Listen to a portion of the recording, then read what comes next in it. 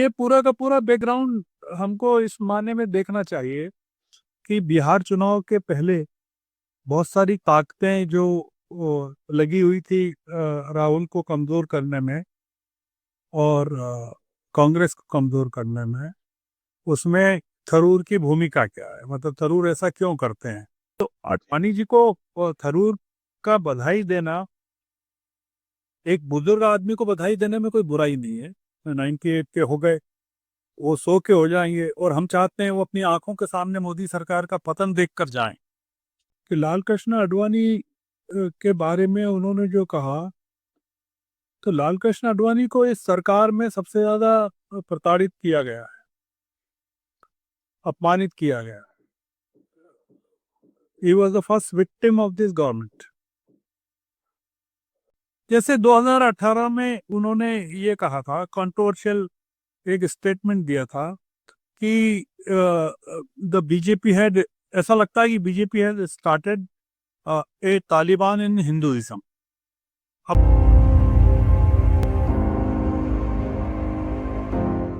नमस्कार, मैं हूं निधीश त्यागी और आप देख रहे हैं हरकारा डिबडाई। और मेरे साथ हैं वरिष्ठ पत्रकार श्रवण गर्ग साहब, और जो मेरे पुराने बॉस भी रहे हैं। और हम लोग आज बात करेंगे जो एक थोड़ी बात एक बधाई से शुरू हुई, फिर छीटाकशी में बदल गई और उसके कारण लोगों ने फिर इतिहास को वापस खोदना शुरू किया।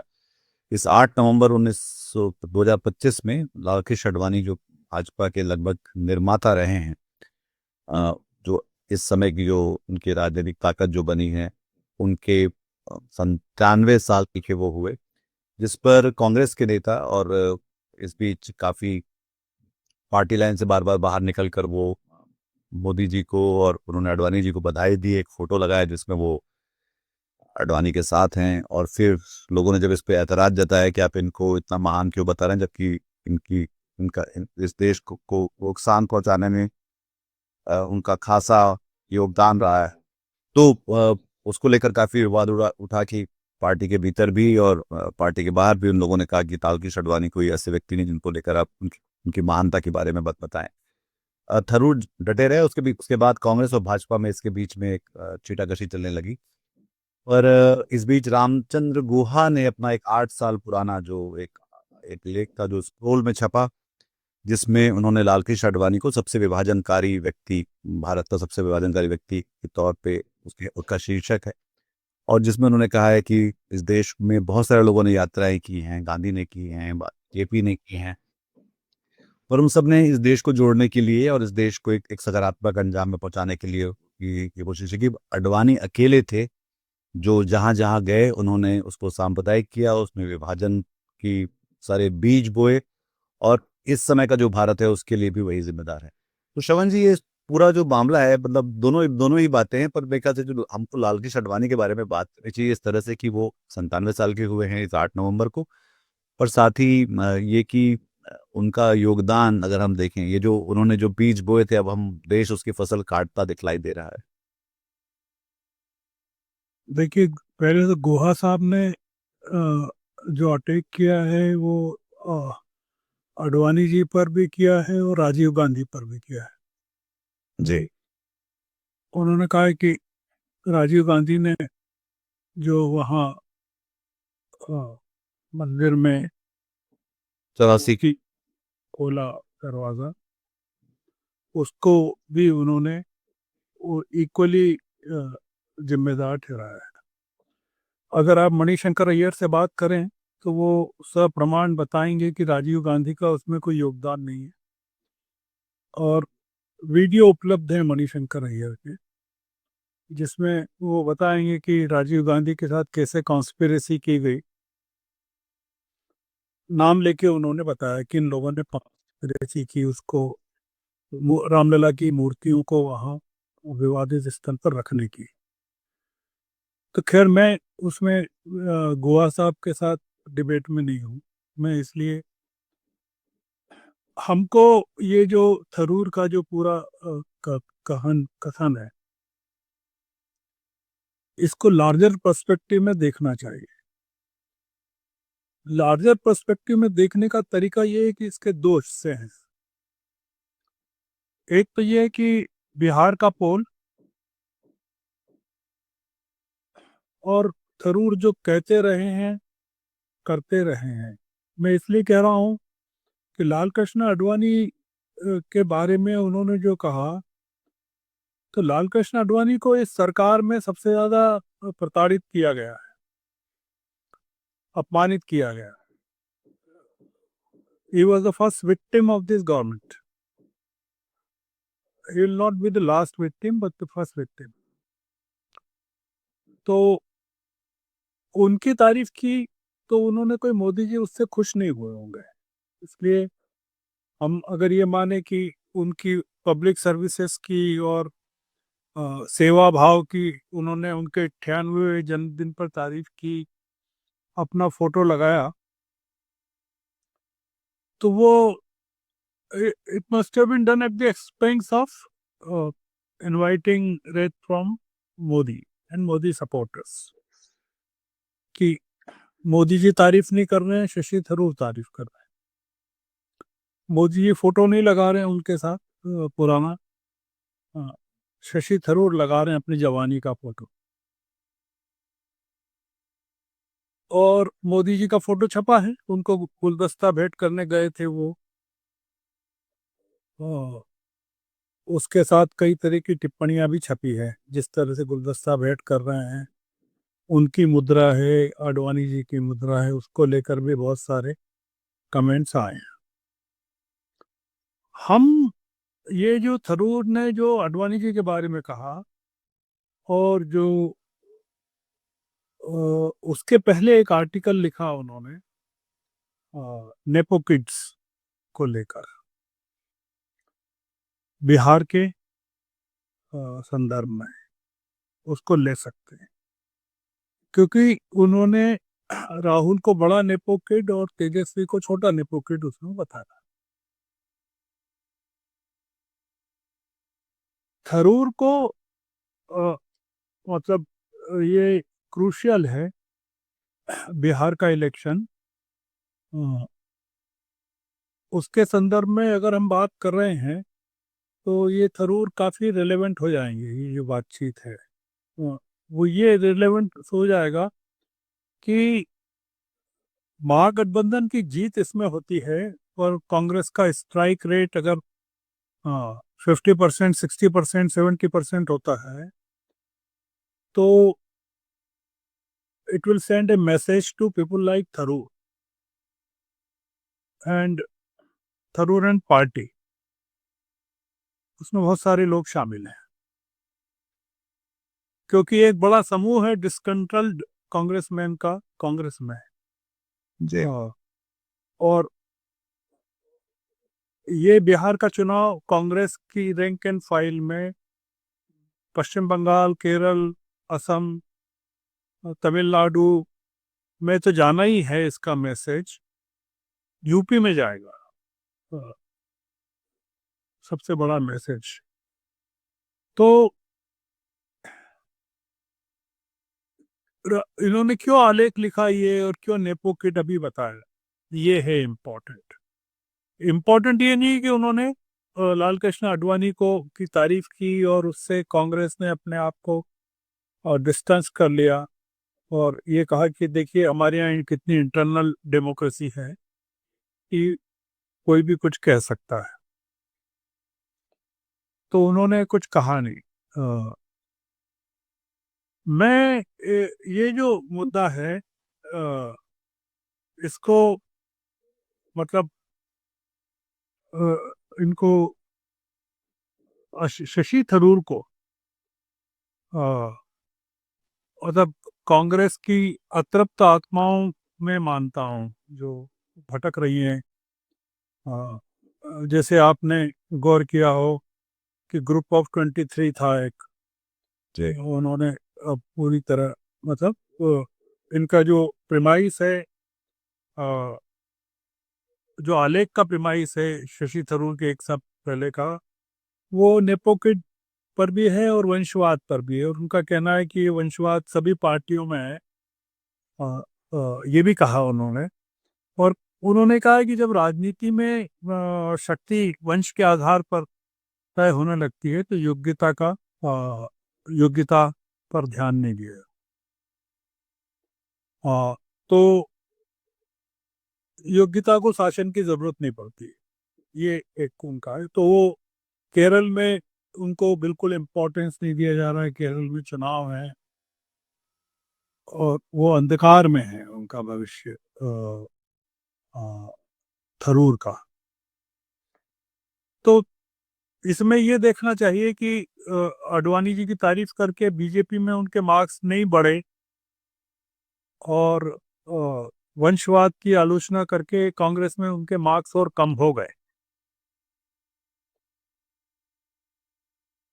हमको थरूर जो कहते हैं करते हैं, उसको इस संदर्भ में भी देखना चाहिए कि ऑपरेशन सिंदूर के बाद जो डेलीगेशंस दुनिया भर में भेजे गए थे, उनमें जो कांग्रेस के असंतुष्टों को ढूंढ ढूंढ कर लिया गया था। कांग्रेस से नाम मांगे तो उन्होंने आनंद शर्मा का, गौरव गोगोई का, सैयद नासिर हुसैन का और अमरिंदर सिंह राजा वारिंग के नाम दिए थे। तो कांग्रेस, मोदी जी ने जो सिलेक्ट किए उसमें आनंद शर्मा को तो जो ले लिया, और बाद में दूसरे जो नाम लिए, सलमान खुर्शीद को लिया, मनीष तिवारी को लिया और थरूर को लिया। और थरूर को भी अमेरिका भेजा उन्होंने। और उसके बाद जब अमेरिका भेजा तो उसके बाद से लगातार ये चर्चा चल रही थी कि ये विदेश मंत्री होने वाले हैं और पी जयशंकर को रिप्लेस करेंगे और इनका परफॉर्मेंस अमेरिका में काफ़ी अच्छा रहा, जो कि नहीं रहा। तो ये पूरा का पूरा बैकग्राउंड हमको इस मायने में देखना चाहिए कि बिहार चुनाव के पहले बहुत सारी ताकतें जो लगी हुई थी राहुल को कमज़ोर करने में और कांग्रेस को कमज़ोर करने में, उसमें थरूर की भूमिका क्या है, मतलब थरूर ऐसा क्यों करते हैं, उनको क्या ज़रूरत है ये करने की।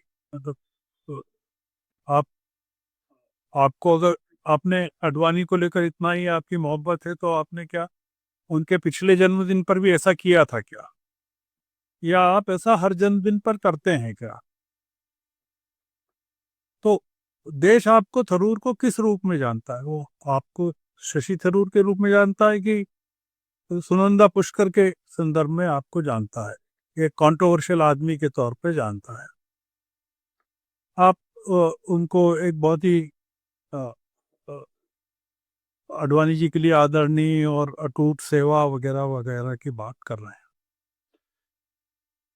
और फिर ये जो आपका जो उन्होंने रिजाइंडर किया संजय हेगड़े ने इनके इसको लेकर, तो उन्होंने ये कहा कि भाई किसी एक काम के कारण व्यक्ति की सफलता असफलता को नहीं देखना चाहिए। तो उन्होंने उदाहरण दे दिया थरूर ने कि नेहरू को आप चीन की विफलता और इंदिरा गांधी को आपातकाल के संदर्भ में ही नहीं देख सकते। ये थरूर का लॉजिक रहा जब उन्होंने आडवाणी को लेकर अपनी ये शुभकामनाएं दी और उस पर जब रिएक्शन आई ट्विटर पर, तो उन्होंने जो अपनी उसका जवाब दिया, तो उसमें ये उनका कहना ये था कि भाई अ, एक गलती के लिए उनको आप पनिश नहीं कर सकते।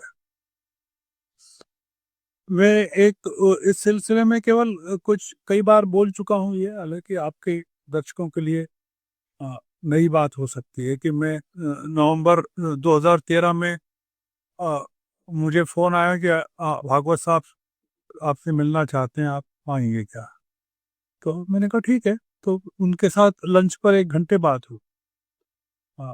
ये अ, मोदी जी को कैंडिडेट बीजेपी ने घोषित किया तब की बात है। मैं उस बातचीत में नहीं जा रहा हूँ, मैं ये केवल जा रहा हूँ कि मैंने उनसे पूछा कि आप आडवाणी जी से नाराज़ क्यों हैं?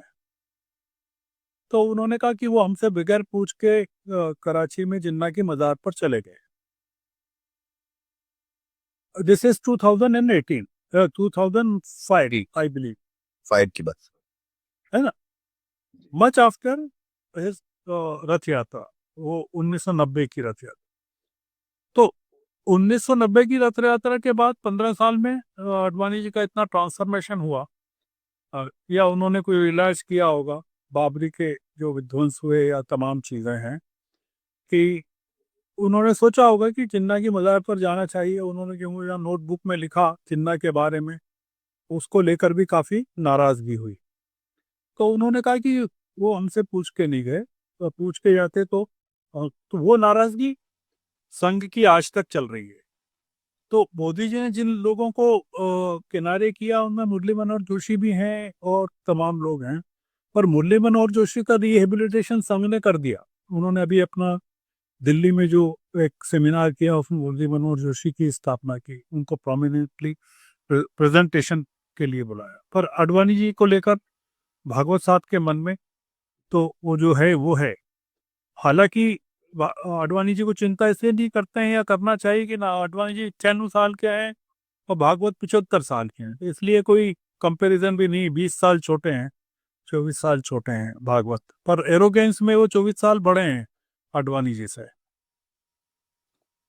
मुद्दा देखिए ये है कि हम थरूर को या इस तरह के लोगों को किस तरह से आंकना चाहते हैं। जैसे 2018 में उन्होंने ये कहा था, कंट्रोवर्शियल एक स्टेटमेंट दिया था कि द बीजेपी हैड, ऐसा लगता है कि BJP had started A Taliban in Hinduism. अब आप ये बताइए कि ये एक आदमी जो बीजेपी के इतने नजदीक माना जाता है, और उस बयान के भी पहले ये जो कहा 2018 में, उसके भी पहले उन्होंने कहा कि अगर बीजेपी 2019 में चुनकर आ गई सत्ता में, तो वो देश को हिंदू पाकिस्तान में कन्वर्ट कर देगी। ये उन्होंने कहा था थरूर ने। It is on record, if you Google it जी जी यू विल फाइंड इट। जी देखिए मैं चूंकि बहुत हम लंबी बातचीत नहीं करना चाहते, तो इसलिए, और हम चूंकि दोनों घटनाओं को मिला रहे हैं, थरूर को का जो कांग्रेस के प्रति जो उन्होंने प्रेम दिखाया उसको भी ले रहे हैं इसमें, और थरूर ने जो आडवाणी के प्रति प्रेम दिखाया उसके प्रति भी हम देख रहे हैं, और मोदी के प्रति भी उनका प्रेम है। तो मोदी को कभी, मतलब वो मोदी को भी उतने ही प्रेम से सम्मान देते हैं जितने प्रेम से उन्होंने आडवाणी जी को दिया है। तो इसलिए इनका, थरूर का भरोसा नहीं कर सकते हम राजनीति में, या थरूर जैसे लोगों का भरोसा नहीं कर सकते। आडवाणी जी का फिर भी कर सकते हैं कि वो थोड़ा सा जिस पीढ़ी को रिप्रेजेंट करते हैं वो एक अलग किस्म की पीढ़ी है। भारत के इतिहास में, मैं रामचंद्र गुहा ने क्या कहा उसकी बात है। उन्होंने जो दो घटनाएं कही हैं और 4 यात्राएं बताई है, उसमें चंद्रशेखर की यात्रा को भी उन्होंने बताया, गांधी जी की दांडी मार्च को भी बताया। तो हम उसको नहीं इंक्लूड कर रहे हैं, हम देश को बदलने वाली 2 घटनाओं का जिक्र करना चाहते हैं। और 2 घटनाएं ये हैं कि 1974 का जो मूवमेंट था, जेपी का मूवमेंट, जेपी के नेतृत्व में जो मूवमेंट था, और जो 75 में आपातकाल आया, और आपातकाल की के बाद जब मिसेस गांधी ने चुनाव करवाए 77 में, तो 77 के चुनाव में आज़ादी के 30 साल बाद, 47 के आज़ादी के बाद, या पहले चुनाव 52 के चुनाव के बाद, 52 के चुनाव के 25 साल बाद पहली बार केंद्र में गैर कांग्रेसवाद की सरकार शुरुआत हुई। पहली बार, मतलब गांधी नेहरू परिवार की जो, जिसको डायनेस्टी आप कहते हैं, वंशवाद का खात्मा हुआ। वो भारत के लिए एक पहला अनुभव था देश के लिए कि नेहरू गांधी के बिना भी परिवार चल सकता है क्या। तो पता ही चला कि नहीं चल सकता। रामचंद्र गुहा को सुनना चाहिए बात, और वो तमाम लोग जो डायनेस्टी की बात करते हैं उनको भी सुनना चाहिए। हालांकि थरूर ने ये भी कहा है कि डायनेस्टी हर पार्टी में है, तो उन्होंने किसी मंतव्य से ही कहा होगा कि डायनेस्टी हर पार्टी। तो आज के संदर्भ में या तो अथॉरिटेरियनिज्म है या डायनेस्टी है। डेमोक्रेसी नहीं है किसी पार्टी में, ये मान के चलना चाहिए। अगर बीजेपी के बारे में ये कहते हैं कि उसमें डायनेस्टी नहीं है, तो हम ये मान के चलें कि अथॉरिटेरियनिज्म है, और वो वंशवाद से ज्यादा खतरनाक है, क्योंकि वंशवाद में वंश के साथ डायनेस्टी चलती है, पर अथॉरिटेरियनिज्म में फिर सिस्टम चलता है जिसमें फिर व्यक्ति के चेहरे खत्म हो जाते हैं, जी पार्टी और एक अज्ञात चेहरा काम करता है। तो 75 में जो हुआ, 77 में जो हुआ, उसके बाद जो सरकार चली 1980 तक चली।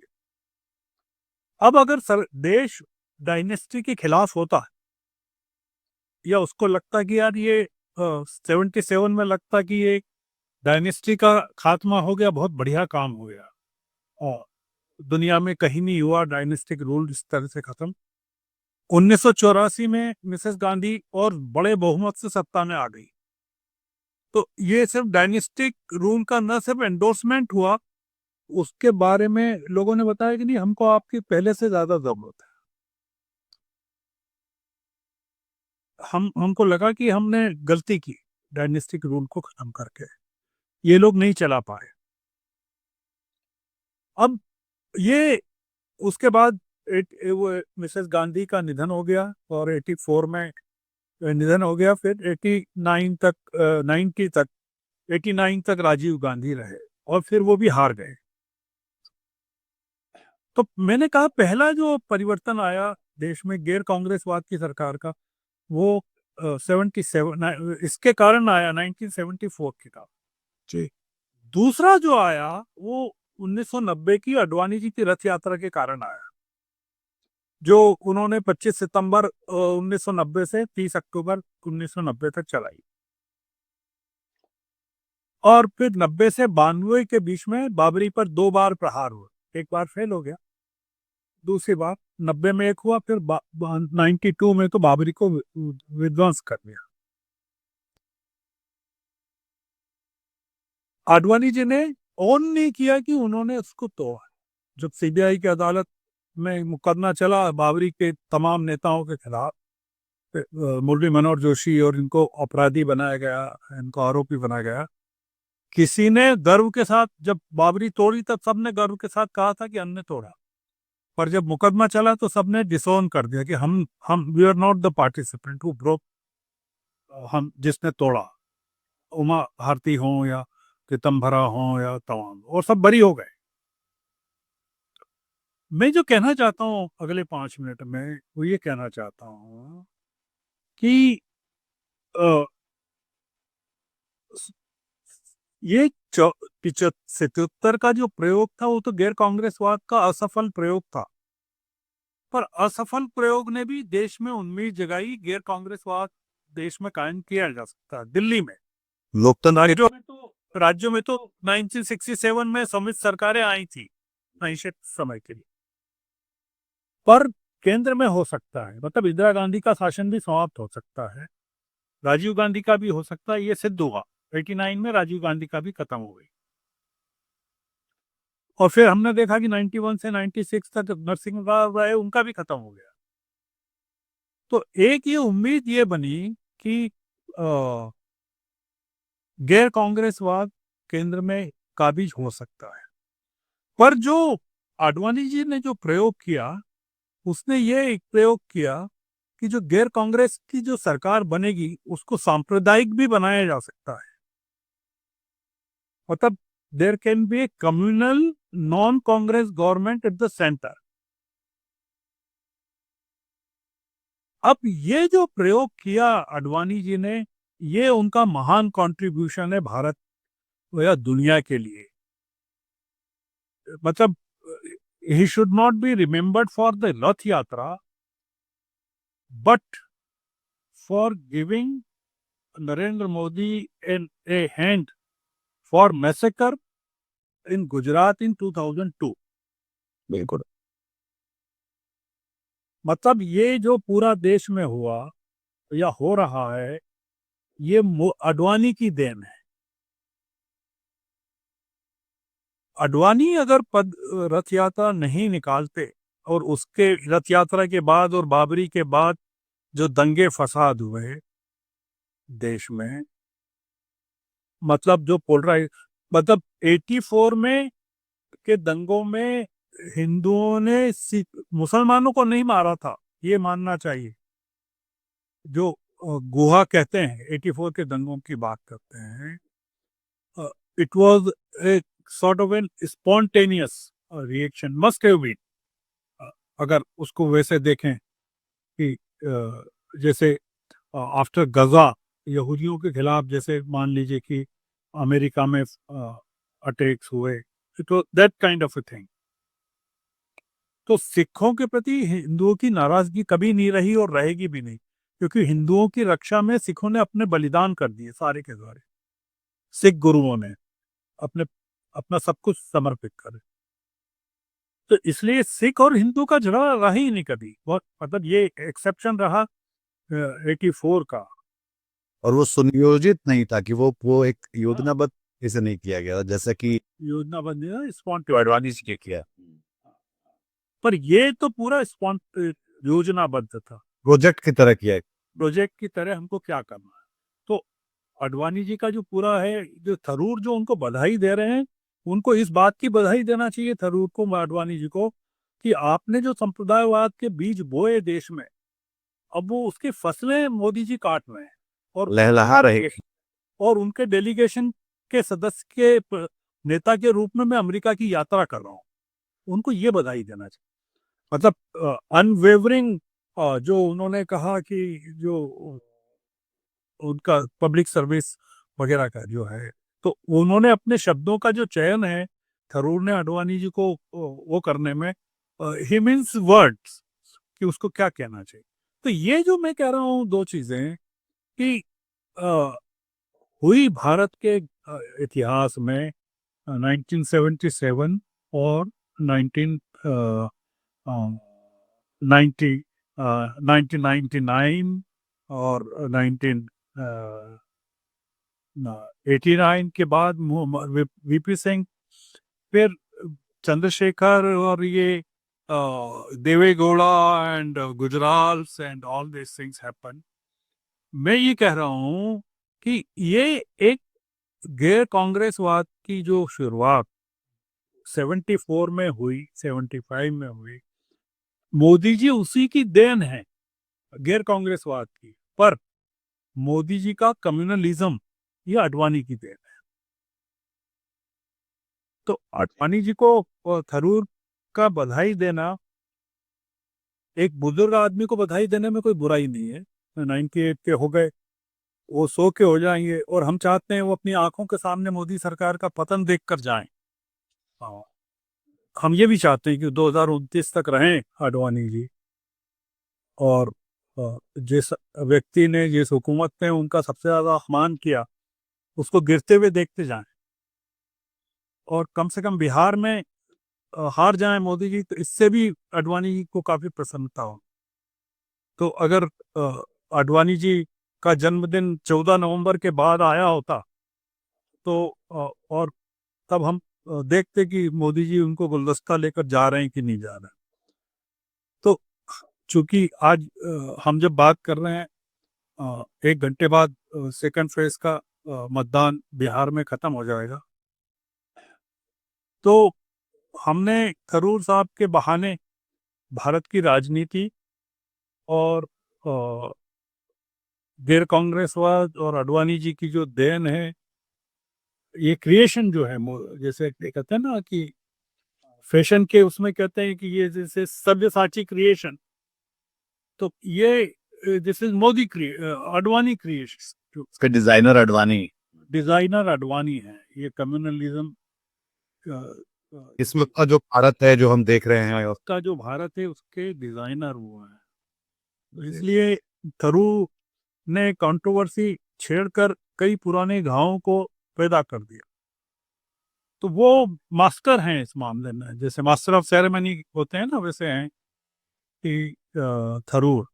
तो इसलिए आपने भी थरूर के बहाने मेरी बहुत सारी चीजों को नहीं, आप तो विटनेस भी रहे हैं, आप जेपी के साथ से पूरे समय देखते रहे हैं, तो बहुत ये मैं हम सबके लिए ये एक महत्वपूर्ण बात है कि कोई व्यक्ति उसका सबका चश्मदीद गवाह भी रहा है और एक तरह से भागीदार भी रहा है, उस पूरे समय का साक्षी रहा है। तो वो भी एक बहुत महत्वपूर्ण बात है इस समय के लिए। तो बहुत धन्यवाद शमन जी इस बातचीत के लिए जो आपने बहुत क्विकली कर ली और उसके ज़रिए शायद कई चीज़ें हम सबको समझा पाए, चाहे वो थरूर की रंतरानियों को लेकर हो या अडवाणी जी के गंभीर योगदान को लेकर, जिसकी कीमत पूरा देश चुका रहा है और जिसकी फसल लहलहाती हुई फसल जो है नरेंद्र मोदी काटते हुए दिखलाई पड़ते हैं। बहुत शुक्रिया आपका और आपकी बातचीत पसंद आई तो इसको लाइक करिए, सब्सक्राइब करिए और अपने हम ख्याल लोगों के साथ साझा करिए। अपना ख्याल रखिए। बहुत शुक्रिया। Thank you sir, thank you, thank you. आज की ताजा खबर, आज की ताजा खबर, आज की ताजा खबर। आओ काका जी इधर, आओ मामा जी इधर, सुनो दुनिया की खबर।